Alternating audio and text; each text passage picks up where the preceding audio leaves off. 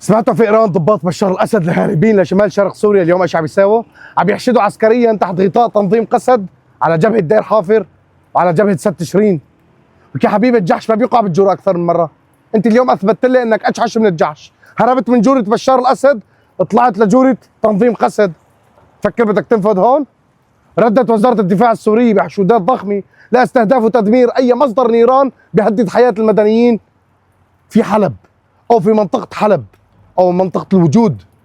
راح تكون درع حصين للمدنيين ولكل المكونات. سمعت اليوم من اخوتنا الاكراد اللي موجودين في الاشرفيه ايش خبروكم؟ حاولوا تطلعوا من هذا المشروع الفاشل اللي كانوا عم يكذبوا علينا لسنين، وفعليا كانوا عم يكذبوا عليهم لسنين انه بدهم يقوموا دوله كردستان او غيره.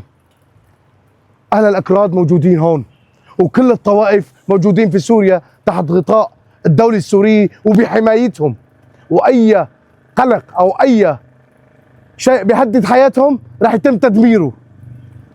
حشودات عسكرية للدولة السورية على جبهة دير حافر وعلى جبهة سد تشرين لتكون حماية للمدنيين.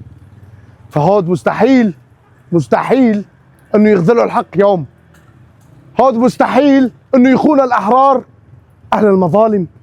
هود مستحيل انه يعيدوا اللقيط فينا رئيس اللي هو بشار الاسد تبعكم. يا لقطاء بشار الاسد بكفي احمدوا حاج. نصيحتي لكل عنصر تحت تنظيم قسد برأيي اترك ورجع لعائلتك واولادك. اعلاميين اهلا وسهلا، نحن ان تاتي متاخرا افضل من ان لا تاتي او ان تاتي قبل الدقيقه. سوريا رح تنهض ورح تقوم، ولكن بعد زوال كل مين بيهدد خطر على حياه المدنيين.